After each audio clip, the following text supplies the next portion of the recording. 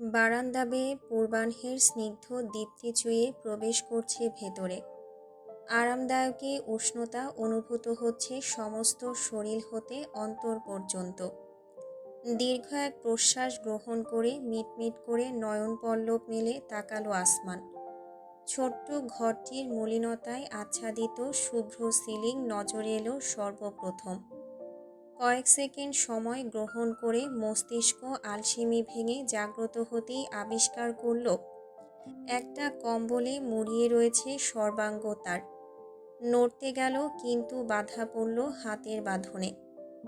চট করে পাশ ফিরে চাইতেই মুখাব্বয়টি নজরে এলো।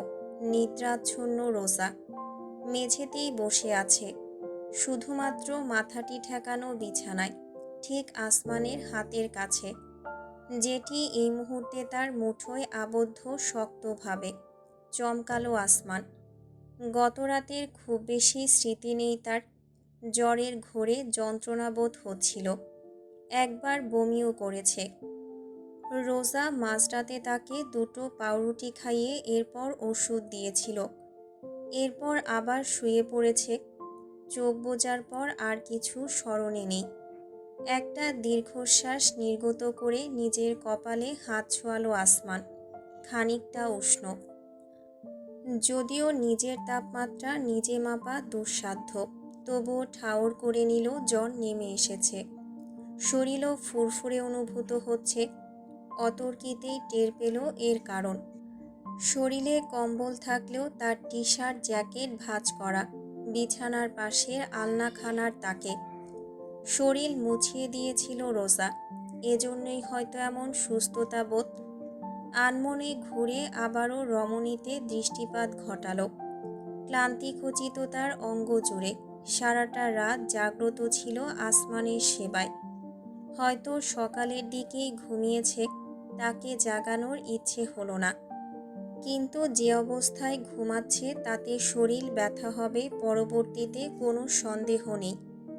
ঘুমন্ত মুখশ্রী অবলোকন করে গেল আসমান।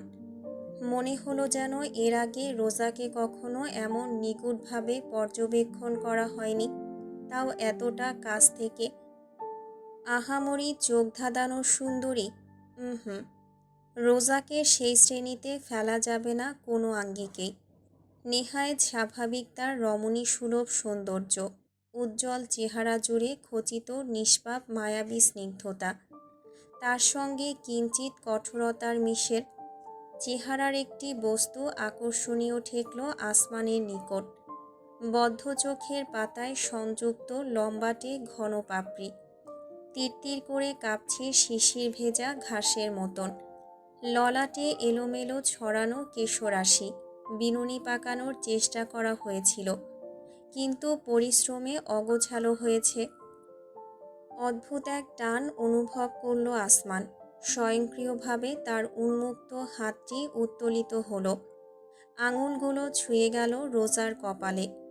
চুলের গুচ্ছ সরিয়ে মুক্তি দিল ললাটকে। তাতে বৃদ্ধাঙ্গুলির সাহায্যে আঁকিবুকি কেটে চলল আনমনে। ভ্রু কুঁচকে এলো রোজার, তাতে দ্রুত হাত সরিয়ে নিল।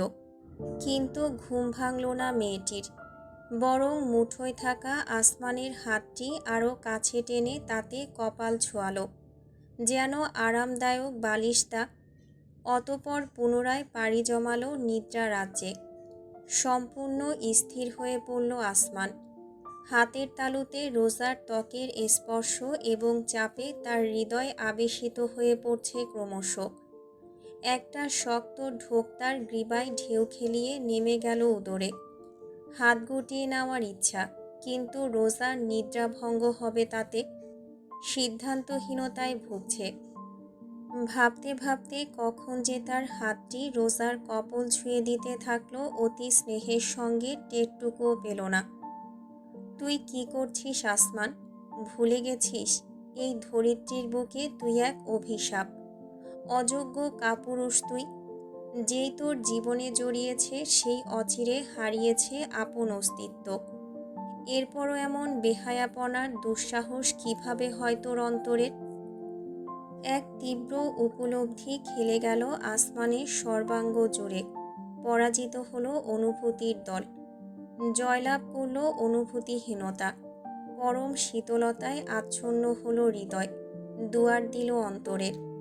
নির্বিকারতা ছেয়ে গেল অস্তিত্বে, অনুসরণে কঠোরতা। একটানে রোজার কাছ থেকে নিজের হাত ছড়িয়ে নিল আসমান। খানিক বেপরোয়াভাবে নিদ্রাভঙ্গ হলো রোজার। উঠে পড়ল ধরফর করে। কি হয়েছে? তুমি ঠিক আছো আসমান? কোনো সমস্যা? কষ্ট হচ্ছে কোথাও? রোজার সত্যি ভরকে গিয়েছে। হৃদস্পন্দন সীমা ছাড়িয়েছে। শুকনো ঢোক গিলে সে তাকালো বিছানায় উঠে বসা আসমানের দিকে। অনুভূতি শূন্য তার দৃষ্টি। গতকালের দুর্বলতা অদৃশ্য হয়েছে, পুনরায় আবির্ভূত হয়েছে নিটোল হিমালয়। আসমান, আমি ঠিক আছি। মৃদু শুষ্ক কণ্ঠে জবাব এলো। রোজা উঠে দাঁড়ালো, হাত বাড়ালো সম্মুখে। দেখি জ্বরটা পড়েছে কিনা। পারল না রোজা স্পর্শ করতে। আসমান জোর ঝটকায় সরিয়ে দিল তার হাত। খানিক অধিক জোর পড়ে গেল অজান্তেই। রোজার সমস্ত হাত ঝিনঝিন করে উঠল। সেটি বুকে টেনে নিয়ে হতচকিত দৃষ্টিতে চেয়ে থাকল রোজা। আসমান ভ্রুক্ষেপটুকু পর্যন্ত করল না। কম্বল সরিয়ে উঠে পড়ল, হনহন করে ঢুকল বাথরুমে। রোজা থ হয়ে রইল। তার মেজাজের এমন হঠাৎ পরিবর্তন ভাবাচ্ছে। নিজেকে কিছুক্ষণ বুঝিয়ে বেসিন থেকে মুখ হাত ধুয়ে চুলায় কড়াই চড়ালো। আলু ভাজা করার উদ্দেশ্যে আলুর ফালি কেটে নিতে নিতে আসমান সম্পূর্ণ তৈরি হয়ে এসে পড়ল। আমি যাচ্ছি। গতকাল রাতের জন্য ধন্যবাদ। ভালো থেকো। এইটুকুই। দরজার উদ্দেশ্যে পা বাড়ালো সে। রোজা হুড়মুড় করে উঠে পড়ল, ছুটল আসমানের কাছে। তুমি আসলেই সুস্থ আছো? সকালে ডাক্তারের কাছে নিয়ে যাব ভেবেছিলাম।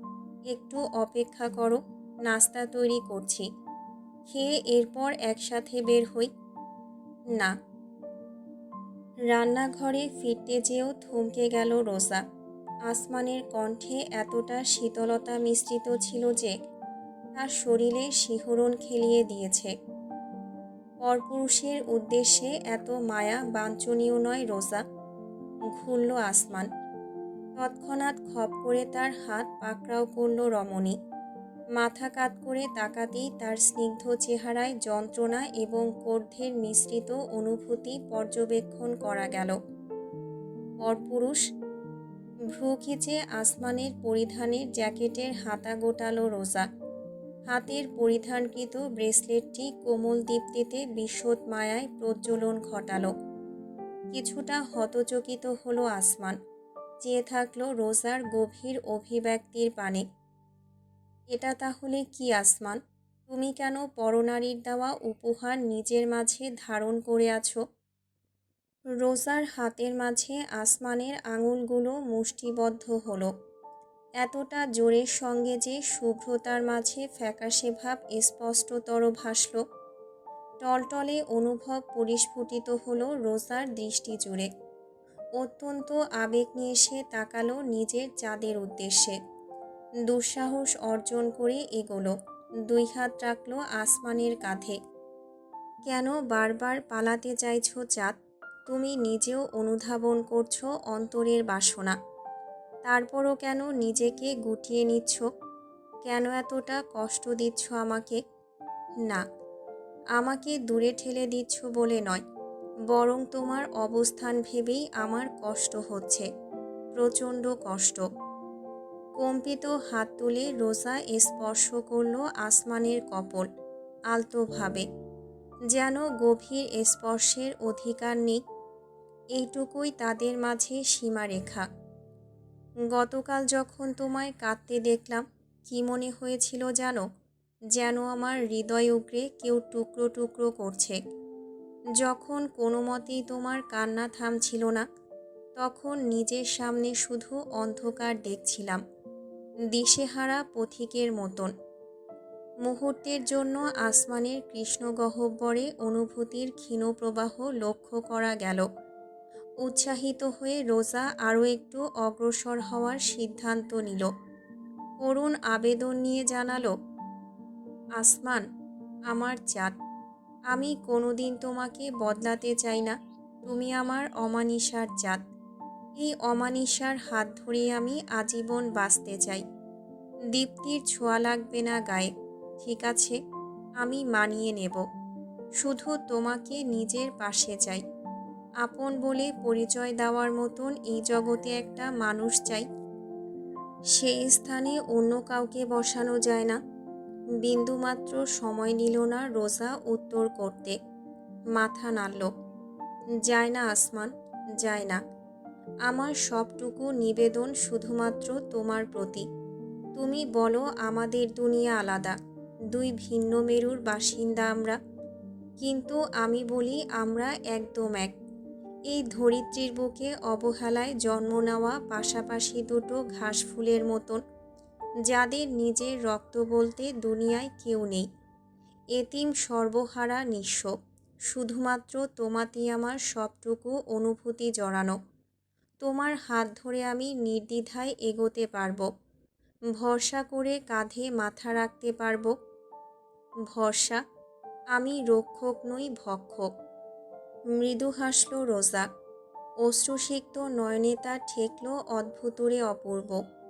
আসমানের দুই হাত নিজের দুই মুঠোয় আবদ্ধ করে রোজা জানালো, ভক্ষক হতে পারে অন্যদের জন্য, কিন্তু আমার জন্য নও।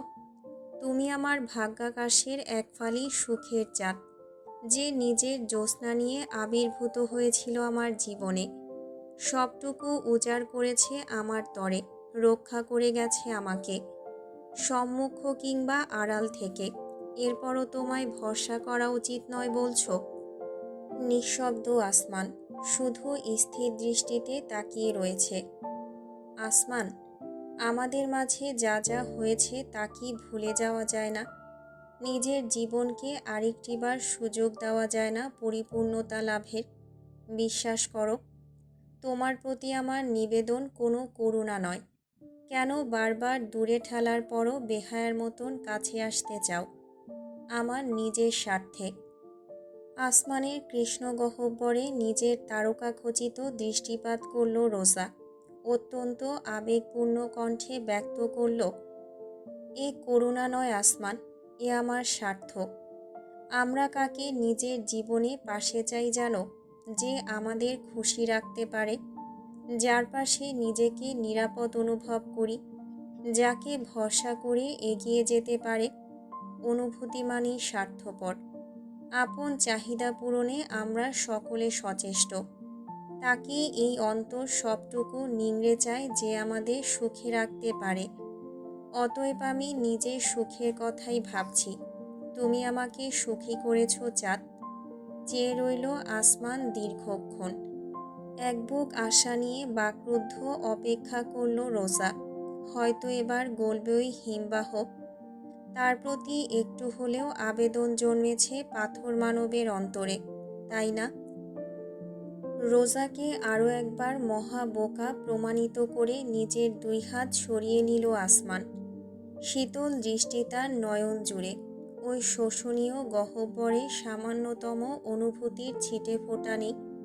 এ যেন আসমান নয়, রোজার সামনে বর্তমানে দণ্ডায়মান প্রথমবার দেখা সেই পরাশক্তিধর পিশাচ। এক মুহূর্তে বুঝে গেল রোজা কি হতে চলেছে। প্রত্যাখ্যান, অত্যন্ত বাজেভাবে প্রত্যাখ্যান। রোজার চিবুক চেপে ধরল আসমান দুই আঙ্গুলে। জোরপূর্বক মুখ তুলে মেলালো নিজের অসহনীয় দৃষ্টি। আমি ব্যতীত কাউকে হৃদয়ের আসনে বসাতে পারবে না। আমি তোমার সকল সুখের উৎস। তাহলে জেনে রাখো, আমার জন্য সেই সকল কিছুর একমাত্র অধিকারিণী চিত্রলেখা। যে নামটি শ্রবণে সর্বদা আফসোস এবং বিষাদ অনুভূত হতো, আজ সেই নামটি অত্যাধিক যন্ত্রণা দিল। রীতিমতো শরীর কাঁপিয়ে যন্ত্রণা। নিজের দৃষ্টি ফেরাতে চাইলেও সম্ভব হলো না আসমানের শক্ত বাঁধনের কারণে। অশ্রু টপ টপ করে গড়াতে থাকলো রোজার গাল বেয়ে। আমি কিভাবে তার আসনে নতুন কাউকে বসাতে পারি রোজা? ভেবে দেখেছ কি একবারও? কোনো উত্তর নেই এই প্রশ্নের। আসমানের সামনে পরাজিত হলো রোজার সকল অনুভূতি। অনুধাবন করতে পারছে সে বর্তমানে যত জোরালোভাবে সে আসমানের নিকটবর্তী হতে চাইবে, তার চেয়ে দ্বিগুণ শক্তিতে আসমান তাকে দূরে ঠেলবে সর্বদা। তার চিবুক ছেড়ে দিয়ে কয়েক পা দূরে সরে দাঁড়ালো আসমান। অন্তিমবারের মতন বলছি রোজা, অমানিসার দুনিয়ায় অনুপ্রবেশ করতে যেও না, অভিশাপে গুড়িয়ে যাবে।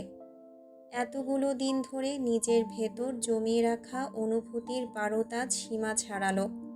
চুপ থাকা সম্ভব হলো না রোজার পক্ষে। কাঁদতে কাঁদতে চিৎকার ছুড়ল, তাহলে কেন? কেন এসেছিলে আমার দুয়ারে? ভালোই তো ছিলাম আমি, নিরাশ হয়ে, শুধুমাত্র স্মৃতি নিয়ে বেঁচে। কেন এই অশ্রুসজল নয়নে সামনে আসলে? কেন আলিঙ্গন করতে দিলে? আমাকে কি মনে হয় পুতুল, যখন যেমন ইচ্ছা তেমন খেলে যাবে আর আমি চুপচাপ সহ্য করে যাব? আসমান নিজের কপালে তর্জনী ছুঁয়ে দিল, যেন নিজেকে নিয়ন্ত্রণের প্রচেষ্টা। পাল্টা চিৎকার করতে ইচ্ছুক নয় সে। রোজা এগোলো, তার জ্যাকেটের কলার আঁকড়ে ধরে ঝাঁকি দিয়ে বলতে লাগলো, জবাব দাও, নিশ্চুপ কেন? কেন এসেছিলে আমার কাছে?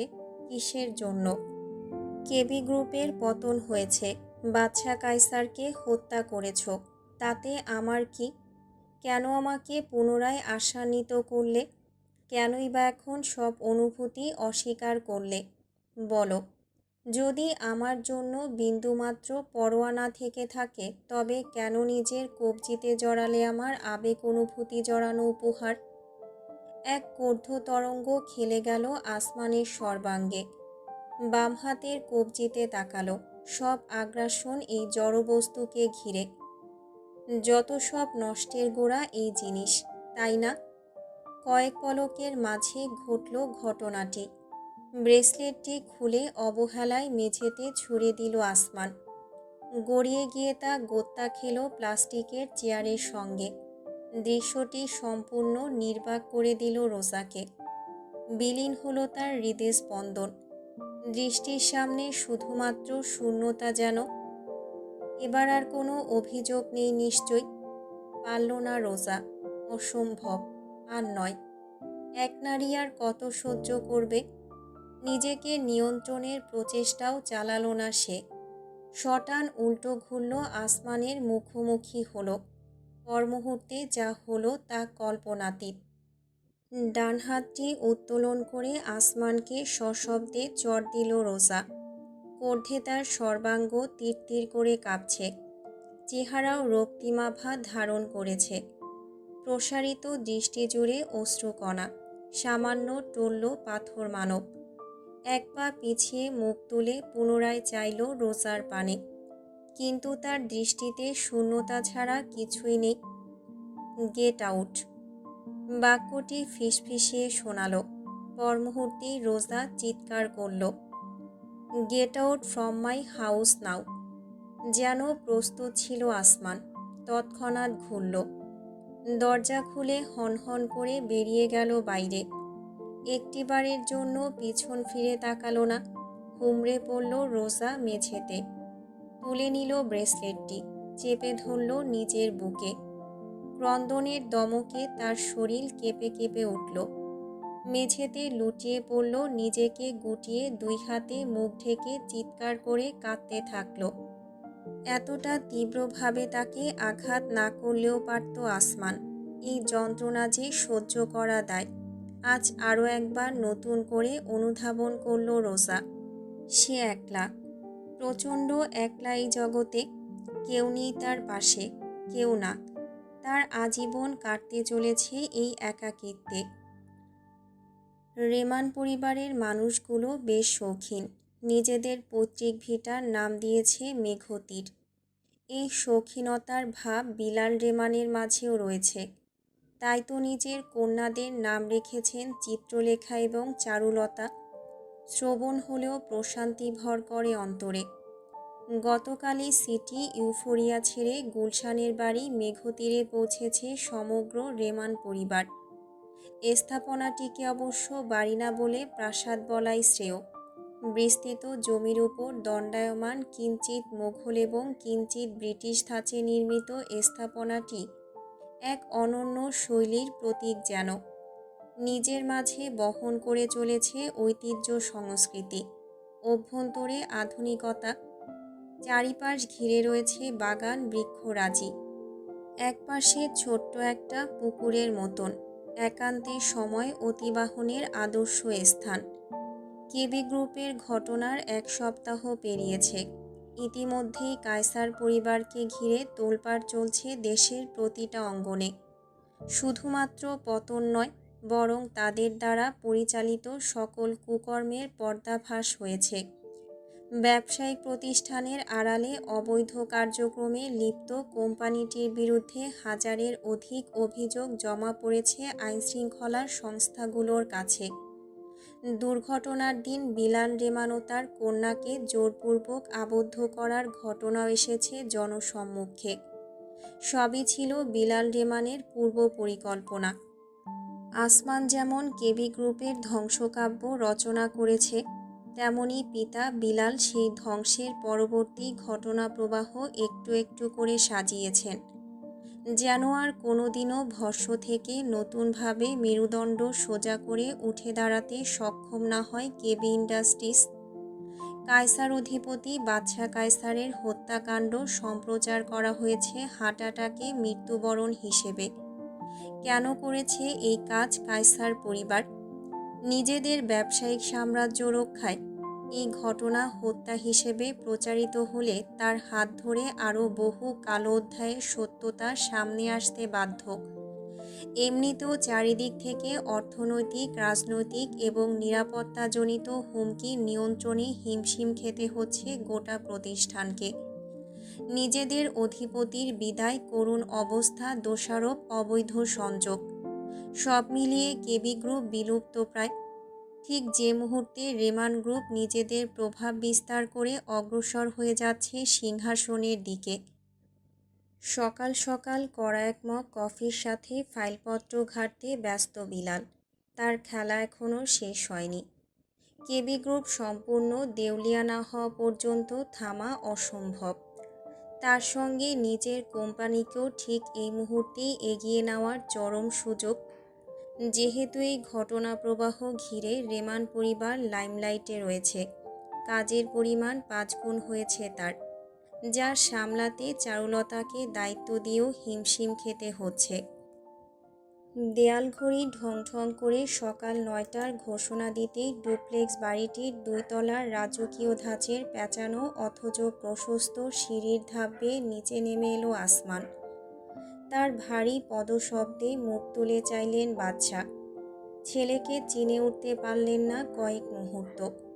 শুভ্র শার্ট এবং ধূসর ক্রপস্যুটে আবৃত সর্বাঙ্গ, গলায় চেকের টাই যা ঢুকিয়ে রেখেছে স্যুটের ভেতর, মুখে মাস্ক, বুকের বাম পাশে ছোট্ট একটা ব্রুচ, বাহুতে ঝুলছে কোটখানি। আপাতত পরিধানের ইচ্ছা হয়নি বোধহয়, পুরোদস্তুর প্রস্তুত সে। হাসি ফুটল বিলালের অধরে। বাহ বেবি, তোমাকে অসাধারণ লাগছে। উত্তরে শুধু হালকা মাথা দোলালো আসমান। বিলাল উঠলেন, নিজের বাদামি কোট গায়ে জড়িয়ে শুধালেন, তাহলে যাওয়া যাক। এবারও নিঃশব্দে সম্মতি জানালো আসমান। অনুসরণ করল পিতাকে। বাইরে মার্সিডিস অপেক্ষারত রয়েছে। উভয়ে চেপে বসতেই ইঞ্জিন চালু হলো। বেশ কিছুক্ষণের মাঝেই গন্তব্যে পৌঁছালো তারা। বাইরে পা রাখতেই সম্মুখে দানবাকৃতির সূর্য আধুনিক ভবনটি দৃষ্টি কাড়ল, যার মাঝ বরাবর খচিত Rahman group of industries limited. বিলালের অনুসরণে অভ্যন্তরে প্রবেশ করল আসমান। রিসিপশনের পাশ দিয়ে হাঁটতেই বডিগার্ড এবং অ্যাসিস্ট্যান্টগণ অনুসরণ করল তাদের। কর্মচারীগণ সম্মান জানালো, সালাম প্রদান করল। সকলের চরম আগ্রহ আজ আসমানকে ঘিরে। এর পূর্বে এই কোম্পানিতে তাকে দেখা যায়নি। কিন্তু তার নাম সকলের নিকট পরিচিত। প্রাইভেট এলিভেটরে চেপে ৩২ তলায় পৌঁছালো সকলে।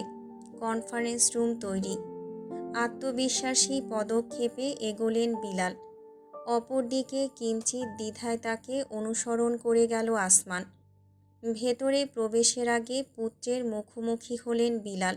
মৃদু আছে আসমান প্রশ্ন করল, are you sure you want me two seat over the chair? Of course my boy. Nervous? অস্বীকৃতি জানালো আসমান। তাতে বিলাল হেসে তার মাথায় হাত বুলিয়ে দিলেন। এক হাতে পিঠ চাপড়ে বিড়বিড় করলেন, চিন্তা করো না, আমি জানি তুমি পারবে। আমি তোমাকে বিশ্বাস করি। তোমার একটা সামাজিক পরিচিতি অন্তত দরকার।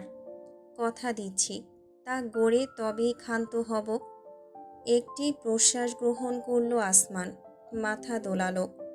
আরেক দফায় তাকে উৎসাহ প্রদান করে বিলাল এগোলেন। ভেতরে প্রবেশ করলেন। কোটখানা গায়ে চড়িয়ে অনুসরণ করল আসমান তাকে দৃপ্ত পদক্ষেপে। উপস্থিত সকলে উঠে দাঁড়ালো সহসাই। সম্মান জানালো অধিপতিকে। বিশাল প্রজেক্টরের সামনে একদম মাঝখানে পোডিয়ামের উপর দাঁড়ালেন বিলাল। দৃষ্টিপাত ঘটালেন অনুসারীদের মাঝে। ইশারায় জানালেন বসতে। সকলে একে একে আসন গ্রহণ করল। গাঢ় নৈঃশব্দ কক্ষে।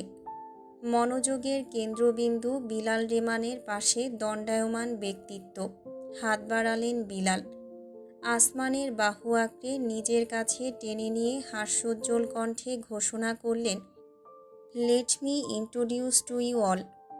আসমানের দিকে তাকালেন এক পলক, অতঃপর বললেন, Niladri Rahman Neel, the executive director of Rahman corporation, my সান।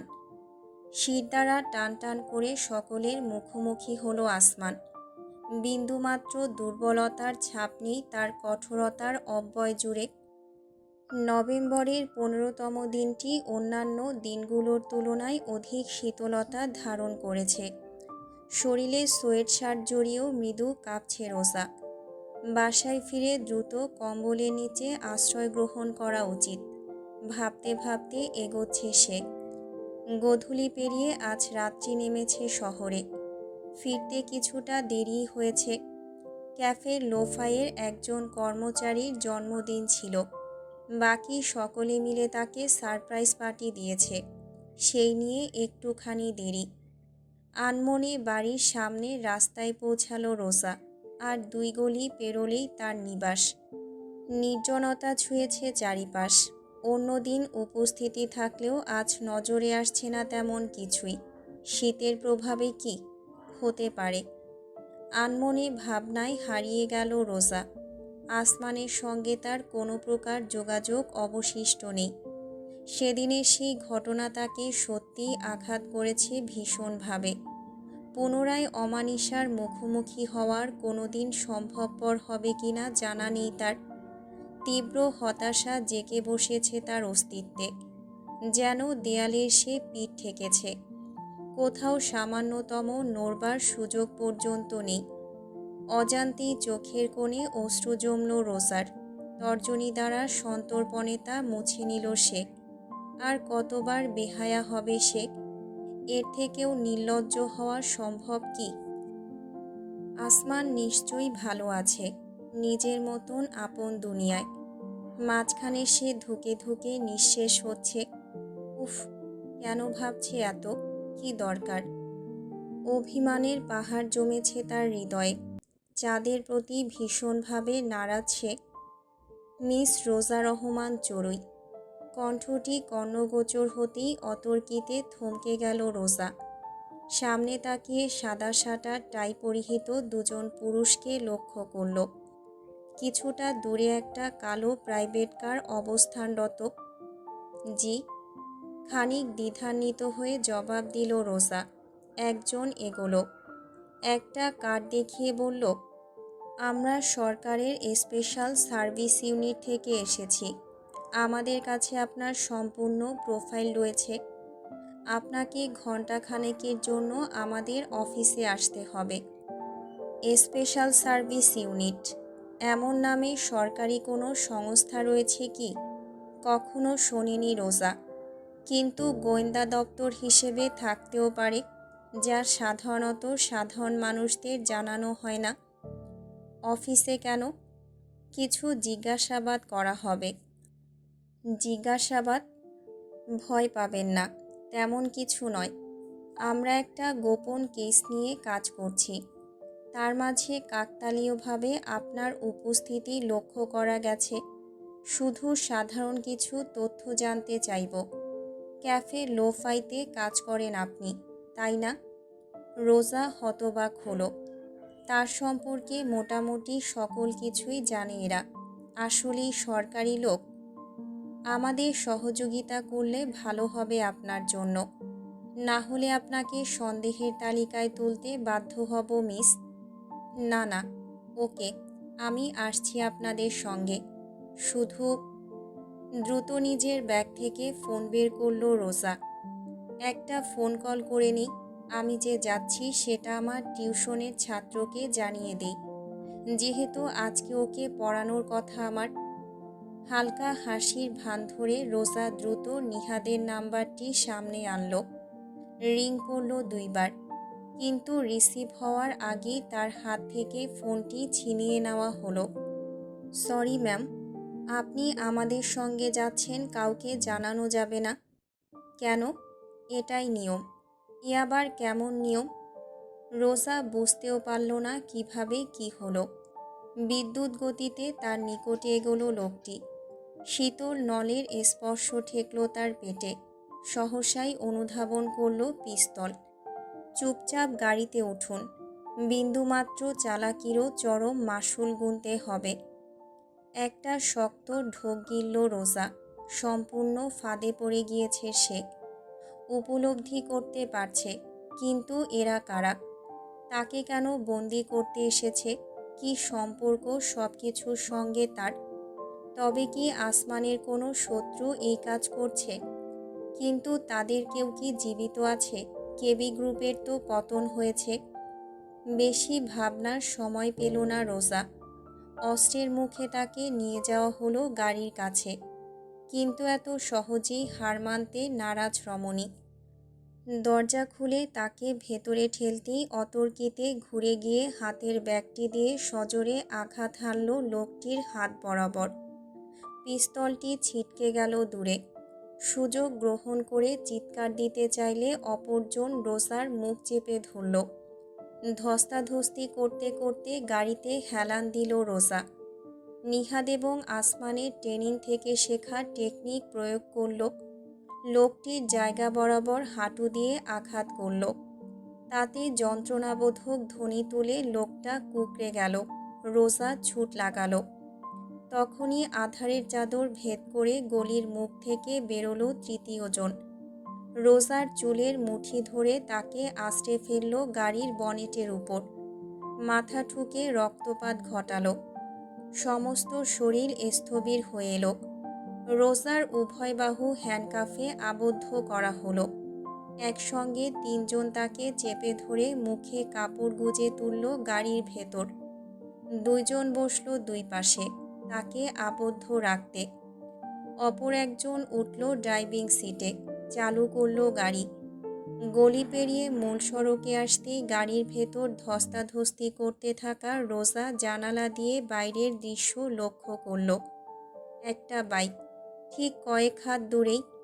হেলমেটের চারিপাশে জড়ানো পান্ডা কভার। পরনের বাইক স্যুটটিও পরিচিত। নিহাদ।